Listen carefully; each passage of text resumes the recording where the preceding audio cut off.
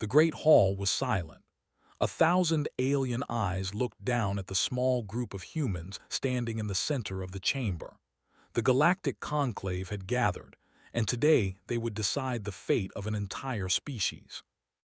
Ambassador stood tall, though her heart was beating fast. Behind her, 12 other human representatives waited. They were the voice of 30 billion people spread across 100 worlds. 300 years ago, humans had left Earth and reached for the stars. They had built colonies, made discoveries, and grown strong. Now, the oldest races in the galaxy had called them here to answer for their existence. They spoke first. They were beings of pure light and energy, ancient beyond measure. High Arbiter floated above his seat, his form shifting between colors that human eyes could barely see. His voice echoed through the hall like wind through empty caves. "Humanity," he said, "you stand before this conclave accused of crimes against galactic order. You have grown too fast. You have asked questions that should not be asked. You have touched technologies that were forbidden. How do you answer?" Stepped forward. Her translator device hummed softly as it converted her words for all the species present. "High Arbiter, we answer that we have done nothing wrong. We have explored. We have learned. We have grown. Is this not what all species do?" A sound like thunder came from the left side of the hall. The Hive Lords sat there, massive insect-like creatures with shells of black and red. Their speaker, a being called Prime, clicked his massive jaws together. "You grow like a disease," Prime said. "When we first met your kind, you had 20 worlds. Now you have 100. Your population doubles every century. You spread without control, without respect for boundaries." "We spread to empty worlds," replied. "Worlds no other species wanted. We harmed no one." "You will," said another voice. This one came from the tall reptilian beings with scales of deep blue. Their representative, Admiral, pointed a clawed finger at. "We have seen your history, war after war, violence in your blood. You fight among yourselves like animals. One day you will turn that violence outward. You will become a threat to us all." Felt anger rise in her chest, but she kept her voice calm. "We have learned from our past. We are not the same species that fought those wars. We have united. We have grown beyond our old hatreds." "For now," High Arbiter said, "but your nature does not change so easily. We have watched younger species before. We have seen what happens when they are allowed to grow without guidance. The architects learned this lesson long ago, and we learned it from them. Order must be maintained. Balance must be preserved." Looked around the hall. 12 elder races sat in judgment, the with their energy forms, the with their hive minds, the with their warrior culture. 9 others, each ancient, each powerful, each looking at humanity like one might look at a dangerous animal. "What would you have us do?" asked. "Stop growing, stop learning, stop being who we are?" "Yes," said simply. "Accept your place. You are young. You should listen to those who are older and wiser. Instead, you push forward without caution. You experiment with technologies we have banned for good reason. You ask questions about the architects, about the time before the conclave, about things that should remain buried." "Knowledge should be free," said. "Discovery should not be forbidden." The hall erupted in sounds of disapproval. Clicks, roars, and vibrations filled the air, raised one glowing appendage, and silence returned. "You see," he said, "this is why you are dangerous. You do not accept limits. You do not understand that some doors should remain closed. The conclave has discussed this matter for many cycles. We have reached a decision." Felt cold spread through her body. What decision?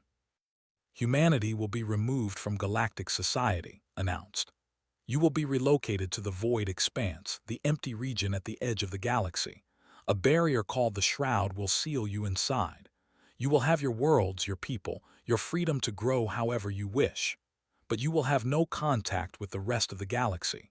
You will develop alone, contained, unable to threaten the order we have built over 100,000 years." "You cannot do this," said her voice shaking.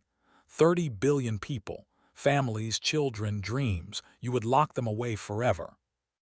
Not forever, Prime said, and there was cruel amusement in his voice. In 10,000 years, the Conclave may review this decision. If humanity has learned its place by then, perhaps the shroud will be opened. Knew what that meant. 10,000 years was nothing to these ancient beings, but for humans, it was an eternity. Hundreds of generations would live and die behind that barrier. Please, she said, and for the first time she allowed her desperation to show. We can change. We can slow our growth. We can follow your rules. Do not condemn our entire species for the potential of crimes we have not committed. Sform flickered and thought she saw something like pity in his alien features, but it passed quickly. The vote has been taken, he said. The decision is final. Humanity will be escorted to the void expanse. The shroud will be activated. May you find wisdom in your isolation. The other representatives began to leave, filing out of the great hall, stood frozen, unable to move. The other human delegates gathered around her, their faces pale with shock. What do we do? One of them whispered. Watched as the last of the elder races departed. High Arbiter paused at the doorway and turned back to look at her. In 10,000 years, he said, none shall remember your kind existed. This is not cruelty, Ambassador. This is mercy. Be grateful we did not choose extinction. Then he was gone, and was left standing in the empty hall with the weight of humanity's future on her shoulders. 1 month later, the last human ship crossed into the void expanse. The shroud activated behind them, a wall of energy that no technology could penetrate. 30 billion humans looked back at the galaxy they were leaving behind. Stood on the bridge of the final vessel. She was old now, tired, but her eyes were hard with determination. They think they have buried us, she said quietly. They think we will fade and be forgotten. They do not understand what they have done. Her aide looked at her with confusion. Ambassador. Turned away from the viewport and the fatting stars beyond. They have given us something precious, she said. They have given us a reason to become stronger than they ever imagined.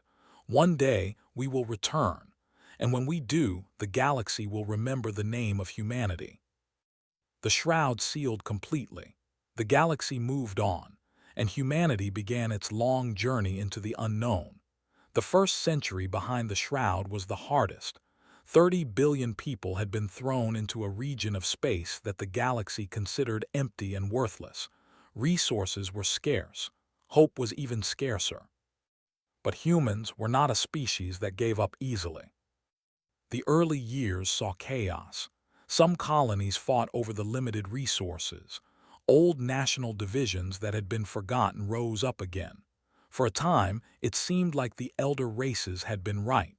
Humanity would destroy itself, just as they had predicted. Then something changed. A woman named Sarah, the granddaughter of one of his aides, emerged as a leader. She traveled from colony to colony, ship to ship, speaking to anyone who would listen. Her message was simple. The universe wants us to die, so we must choose to live. Sarah united the scattered human settlements under a single banner. She called it the United Human Dominion.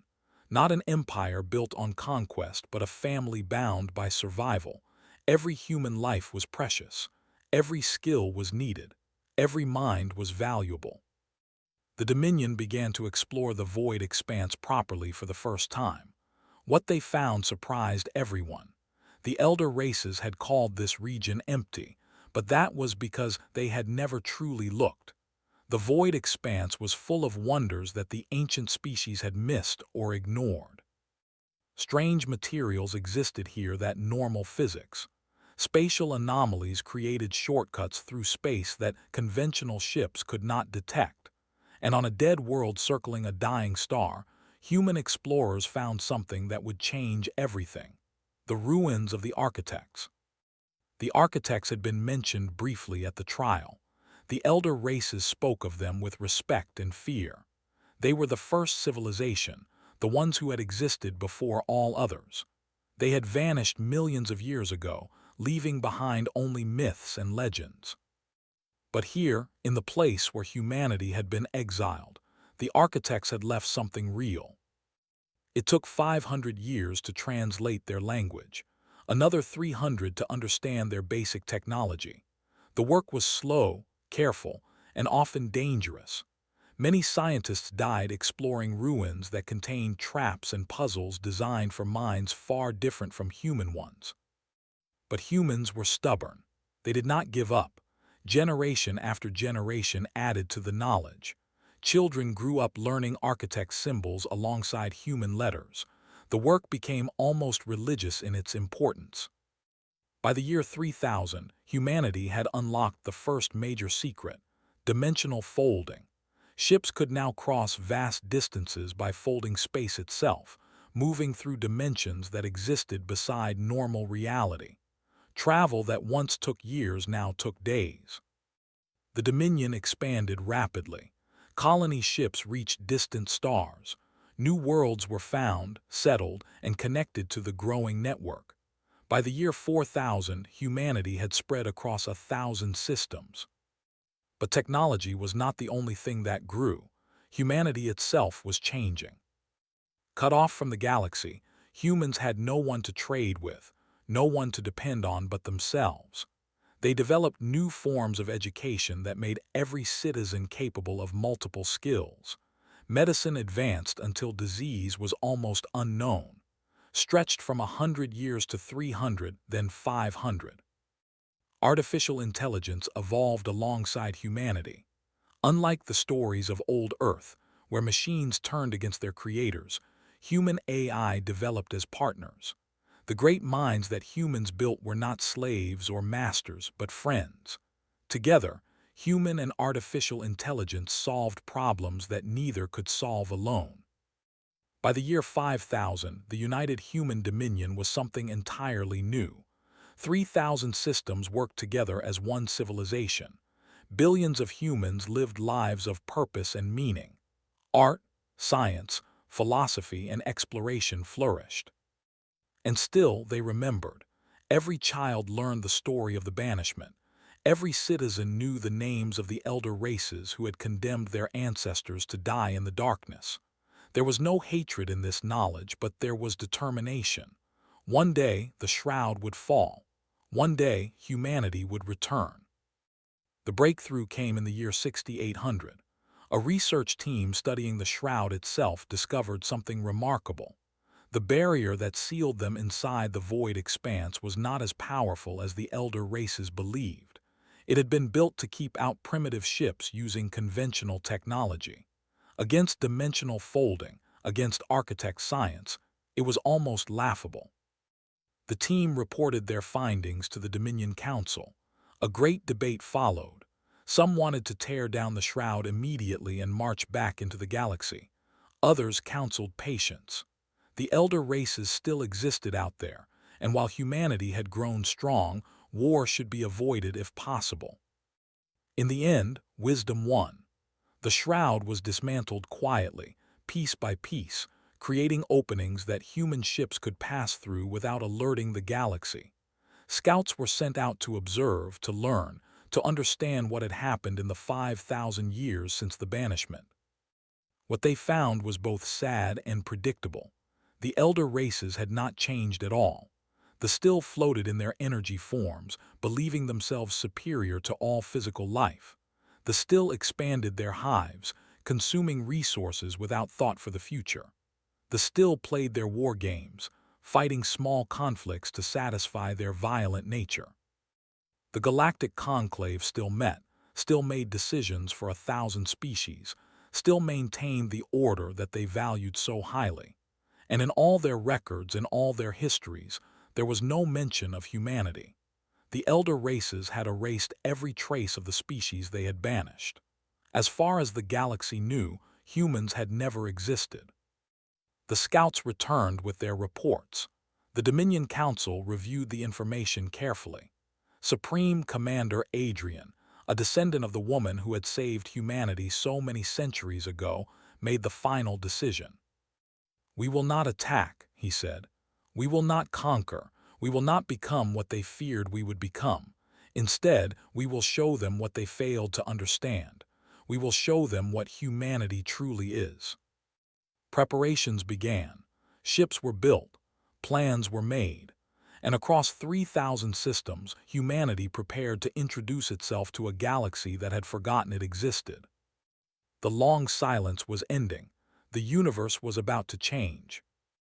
On Earth, preserved as a museum world and a symbol of human origins, a new monument was built next to the one dedicated to. It showed a human hand reaching toward the stars, fingers spread wide. The inscription below it read, "We did not fade, we grew, we learned. We became something new, and now we return." The galaxy had made a terrible mistake when it cast humanity into the darkness.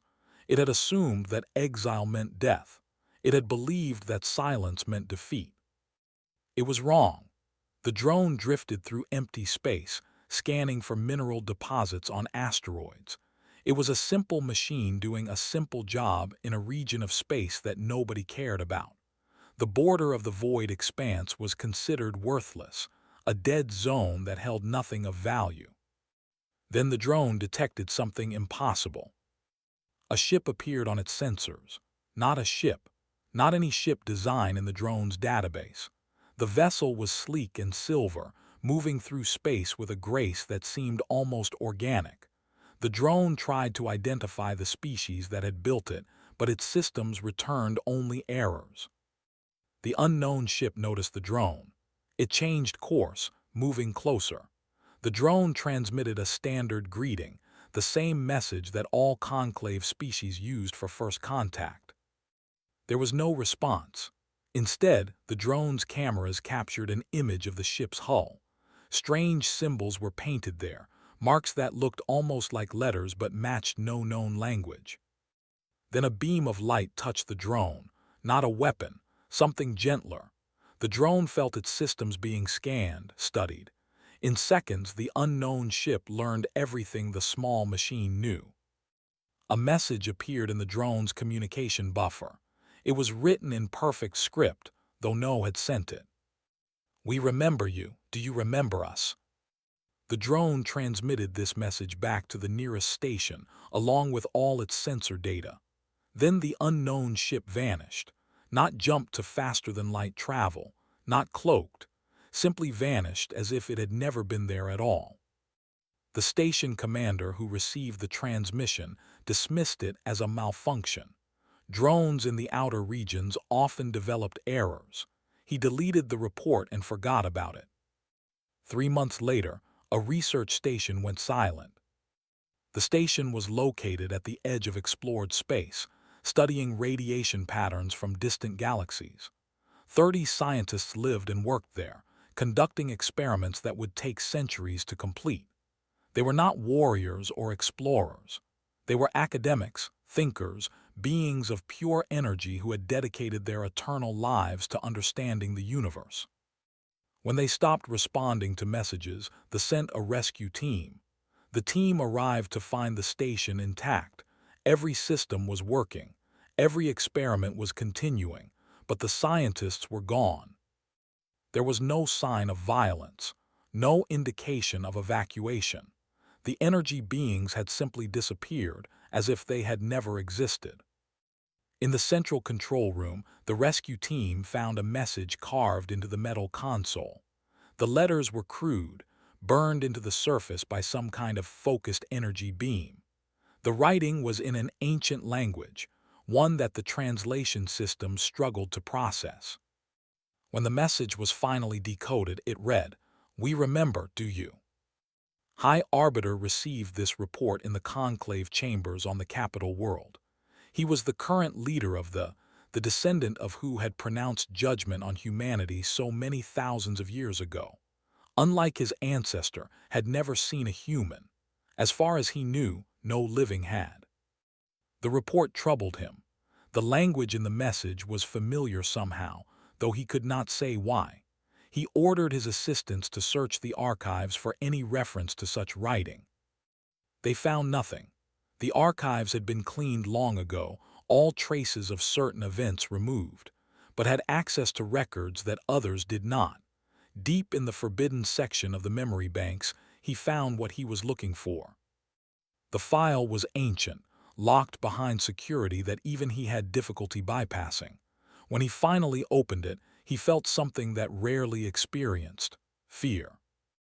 The language in the message was human, the species that had been banished to the void expanse 5,000 years ago, the species that should have died in isolation, forgotten by the galaxy. Immediately contacted the other conclave leaders. An emergency meeting was called. For the first time the 12 elder races gathered to discuss a threat that none of them had anticipated. "It is impossible," Prime VII declared.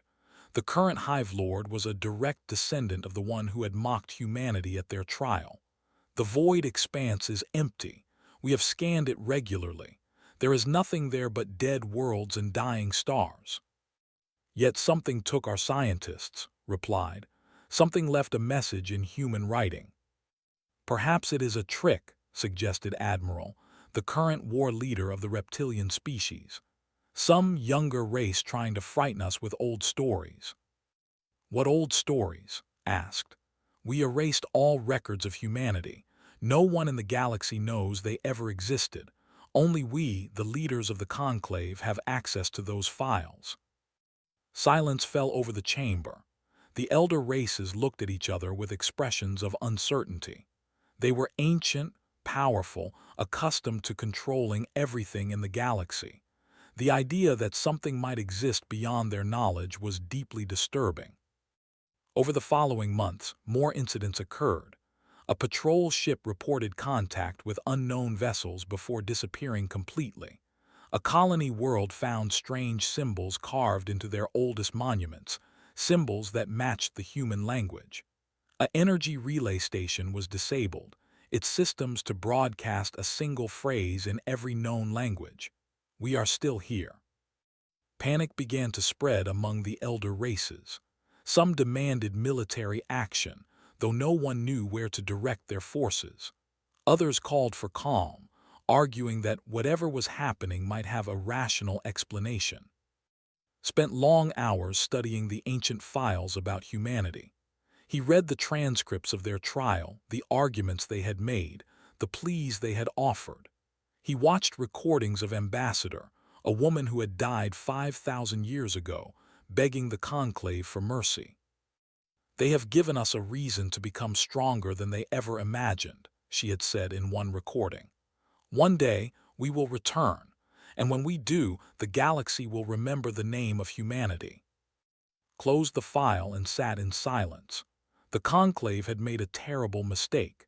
They had assumed that exile meant extinction. They had believed that the void expanse would swallow humanity forever. They had been wrong. Somewhere out there, beyond the shroud that was supposed to contain them, humanity had survived. They had grown. They had changed. And now they were making their presence known. Did not know what would happen next, but he knew one thing with absolute certainty: the galaxy was about to change forever. The species that the conclave had tried to erase from history was coming back, and this time they would not be ignored. The elder races had forgotten humanity, but humanity had never forgotten them. The fleets appeared without warning. In 12 star systems, at the exact same moment, human vessels materialized out of empty space. They did not use hyperspace lanes or jump gates or any technology the elder races recognized. 1 second there was nothing. The next, thousands of ships filled the void. Each fleet positioned itself near the of one elder race. The saw silver ships orbiting their ancient energy fields. The watched strange vessels drift past their hive stations. The found themselves surrounded by craft that their weapons could not track. The human ships did not fire, they did not threaten, they simply waited. Then the broadcast began. Every screen in the galaxy lit up with the same image. Every communication device carried the same voice. Every neural link, every holographic display, every primitive radio receiver played the same message at the same time. A human face appeared. He was older with gray hair and calm brown eyes. He wore a simple uniform without medals or decorations. When he spoke, his voice was quiet but clear. I am Supreme Commander Adrian of the United Human Dominion. 5,000 years ago, your ancestors banished my ancestors to the void expanse. They expected us to die. They expected us to be forgotten. They were wrong. Paused, letting his words sink in across 1,000 worlds. We have not come for revenge. We have not come to conquer. We have come to deliver a message. The old order is over. The time when 12 species decided the fate of thousands is finished.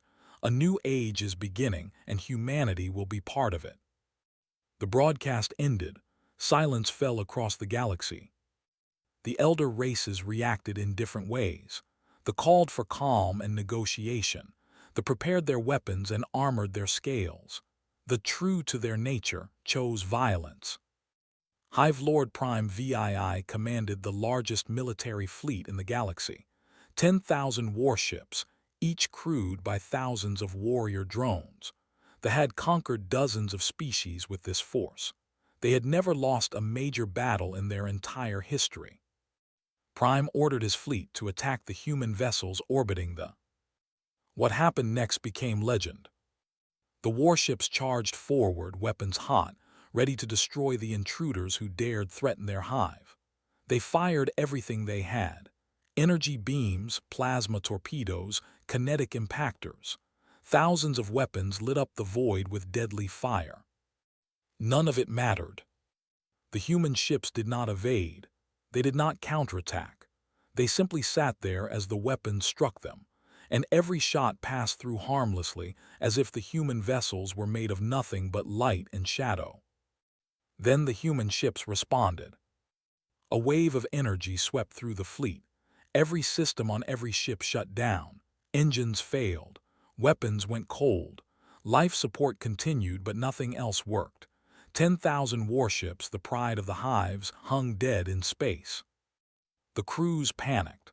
Warriors who had never known defeat screamed in fear and confusion. They expected death. They expected the humans to finish what they had started. Instead, light surrounded each soldier. One by one, they disappeared from their ships. One by one, they reappeared on the surface of their, unharmed but completely confused. Then the human ships began to dismantle the fleet. It was not destruction. It was something far more precise. The human vessels released swarms of tiny machines that took apart the warships piece by piece. Metal separated from metal. Components drifted apart in perfect order. Within hours, 10,000 warships had been reduced to their basic materials, organized neatly and left floating in space. No one died. Not a single was harmed, but the message was clear. The humans could have destroyed them easily. They had chosen not to. High Arbiter watched the recordings of the battle with growing horror. This was technology beyond anything the elder races possessed. The humans had not just survived in their exile. They had become something entirely new. He requested a meeting with Supreme Commander. To his surprise, agreed. They met on neutral ground, a space station in a system claimed by no one. Brought guards and advisors. Came alone. The leader studied the human carefully. Looked small, fragile, a being of flesh and blood that would die in mere centuries. Yet there was something in his eyes that made uncomfortable. A depth, a patience, a certainty. You could have destroyed the fleet, said. Why did you spare them? Smiled slightly. Because destroying them would have proven you right. 5,000 years ago, your ancestor said that humanity was violent and dangerous. If we had answered the attack with slaughter, we would have become exactly what he feared. Then what do you want? Reached into his uniform and pulled out a small device. He placed it on the table between them. A holographic display activated, showing images and text that did not recognize. This is a gift, said. The complete historical record of the architects, the true first race, the ones who came before all others. Felt his energy form flicker with shock. The architects were legend, mystery, the foundation of everything the elder races believed about the universe. No one had ever found solid evidence of their existence. "How did you get this?" "They left ruins in the void expanse," explained. "The place you banished us to was not empty. It was where the architects made their final home. They left behind their knowledge, their technology, their history. We spent 5,000 years learning from them." Studied the data. It was genuine. He could feel it. The secrets of the first civilization, the answers to questions that had asked for 100,000 years. "Why share this with us?" he asked. Leaned forward. "Because this is what the architects learned and what caused their fall. They became so certain of their own superiority that they stopped growing. They stopped changing. They looked at the universe and decided they had nothing left to learn. And then they faded away, leaving nothing but ruins." The human's eyes, Met's energy formed directly. "Your ancestor called humanity unstable. He was right. We never stopped changing. We never stopped questioning. We never stopped growing. That is not a weakness, High Arbiter. That is why we survived and why the architects did not." Was silent for a long moment. "What do you propose?" he finally asked. "A new order," said. "Not ruled by 12 races who think they know best. A galaxy where every species has a voice, where knowledge is shared, not hoarded, where the strong protect the weak instead of controlling them. Humanity will help build this new order, but we will not force it upon anyone. And if the conclave refuses?" Stood up. "Then we will wait. We are very good at waiting. We waited 5,000 years for this moment. We can wait 5,000 more if necessary. But the old ways are dying, High Arbiter. You can be part of what comes next, or you can fade away like the architects. The choice is yours." He turned and walked toward the door, called out one last question. "Do you hate us for what our ancestors did?" Paused but did not turn around. "We did once. In the early years, hatred was all that kept some of us going. But hatred is exhausting. It takes more strength to hold on to anger than to let it go. We chose to use that strength for something better." He looked back over his shoulder. "We do not hate you, High Arbiter. We pity you. You had the entire galaxy and you learned nothing from it. We had only the darkness and we found the stars." Then he was gone, leaving alone with the gift of the architects and a choice that would shape the future of the galaxy.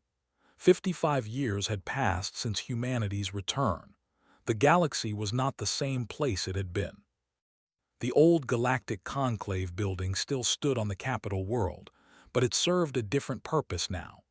Once, 12 elder races had gathered there to make decisions for 1,000 species. Now, it was a museum, a reminder of how things used to be. The new Galactic Assembly met in a structure built by human and alien hands together. It was a vast sphere floating in space, visible from 100 worlds, designed so that every species could feel comfortable within its walls. Water chambers for aquatic races, energy fields for beings like the open spaces for those who needed room to spread their wings. Every species had a voice here, not just the ancient and powerful. Every race, young or old, small or large, could send representatives to speak their concerns and share their ideas. On this day, the Assembly was celebrating an anniversary. 55 years since the founding of the New Order. 55 years since the galaxy had changed forever. Supreme Commander Adrian had died 30 years ago, peacefully, surrounded by friends and family. His statue stood in the Assembly Hall, alongside monuments to other heroes of the transition. But today's speaker was someone different. Maya, Adrian's great-great-granddaughter, stood before the gathered representatives. She was young by human standards, barely 60 years old. Her dark hair was streaked with silver, and her eyes held the same calm certainty that her ancestor had been known for. "When my ancestor stood in the old conclave hall," she said, "he told the elder races that humanity had not come for revenge. Some of them did not believe him. They thought it was a trick, a strategy to lower their defenses. They could not imagine that a species they had tried to destroy would choose forgiveness over hatred.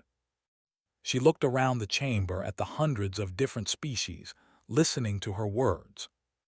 55 years later, I stand before you as proof that he meant every word. Humanity has not conquered the galaxy. We have not built an empire on the graves of those who wronged us. Instead, we have done something harder. We have built a family. The assembly hall hummed, with sounds of agreement from dozens of different species. Much had changed in 55 years. Human technology had been shared freely with any species that wanted it. Diseases that had plagued alien worlds were cured. Planets that had been barren were made green. Species that had been dying out were given new hope. They had changed most of all. Once, they had believed themselves superior to all physical life. Now, they worked alongside human scientists in the greatest research stations in the galaxy. Their ancient knowledge combined with human curiosity had unlocked secrets that neither species could have found alone. High Arbiter had lived to see the transformation of his people. Before his death, he had written a document that all children now studied. In it, he confessed the arrogance of the old ways and praised humanity for showing his species a better path. They taught us that wisdom is not about knowing everything, he had written. It is about never stopping the search for truth. They had changed as well, though it had taken longer. For generations, the hive mind had defined every individual. They thought as one, acted as one, existed as extensions of the collective will. Then humans had introduced them to a strange concept, the value of individual thought. It had caused chaos at first. Who began to think for themselves were seen as broken, defective. But slowly, over decades, the hives had learned to balance collective and individual identity. Now artists created works of stunning beauty. Philosophers asked questions that their ancestors would never have imagined. The hives still existed, but they were no longer prisons. They were communities. Even the warrior race who had always defined themselves by combat had found new purpose. Their aggression, once aimed at conquest and destruction, now drove them to protect the weak. Fleets patrolled dangerous regions of space, defending trade routes and responding to disasters. Admiral, the descendant of the one who had spoken against humanity at their trial, had become one of the strongest voices for the new order. Strength without purpose is just violence, he had declared. Humanity showed us that true warriors fight for something greater than themselves. Not everyone had accepted the changes. Some elder races had retreated into isolation, refusing to participate in the new assembly. They clung to their old beliefs, insisting that the natural order had been disrupted. In their hidden territories, they whispered about the day when they would restore things to the way they had been. But their numbers grew smaller with each passing generation. Their children saw the opportunities of the new galaxy and chose different paths. The old ways were dying, not through conquest but through irrelevance. Maya continued her speech in the assembly hall. 5,000 years ago, humanity was cast into darkness. The elder races believed they were protecting the galaxy from our chaos, our instability, our dangerous nature. They did not understand that these things were not weaknesses. They were our greatest strengths. She raised her hand and a holographic display activated behind her. It showed the Earth, green and blue, floating in space. The of humanity, restored and thriving. We adapted to the darkness. We found light in places no one else had looked. We built civilizations in the void. And when we returned, we did not bring destruction. We brought possibility. The display shifted to show the current state of the galaxy. Thousands of species connected by trade and friendship. Worlds that had been enemies now working together. Problems that had seemed impossible being solved by combined effort. This is what humanity offers the universe, Maya said. Not empire, not control, not revenge. We offer growth. We offer change. We offer the belief that tomorrow can be better than today, no matter how dark things seem. She stepped back from the podium. My ancestor made a promise when he first addressed the galaxy. He said that humanity would help build a new order. He kept that promise. Now I make a new promise to all of you. Humanity will never stop reaching for the stars. We will never stop asking questions. We will never stop believing that every species, every individual, every life has value. She smiled, and in that smile was the warmth of a species that had learned to forgive. We were banished and forgotten. We returned and found a galaxy waiting to be transformed. This is not the end of the story. This is only the beginning. The assembly hall erupted in sounds of celebration. 1,000 voices, 1,000 languages, all united in hope for what was to come. Far away on Earth, a young human child stood before the monument too. She read the inscription carved at its base, words that had guided her species through 5,000 years of darkness. They cast us into darkness believing we would fade. They did not understand. Humanity does not fade. We adapt. We overcome. We return. The child looked up at the sky, where ships of 100 species crossed between the stars. Somewhere out there, her parents were exploring a new world, making discoveries that would benefit all life in the galaxy. She did not know the history of the banishment. She did not carry the weight of ancient wrongs. All she knew was a galaxy full of wonders, full of friends from species she could barely name, full of possibilities that stretched beyond imagination. This was the true victory of humanity, not conquest, not revenge, but a future where children could look at the stars without fear. The elder races had tried to bury humanity in darkness. Instead, they had planted seeds. And from those seeds, a new universe had grown.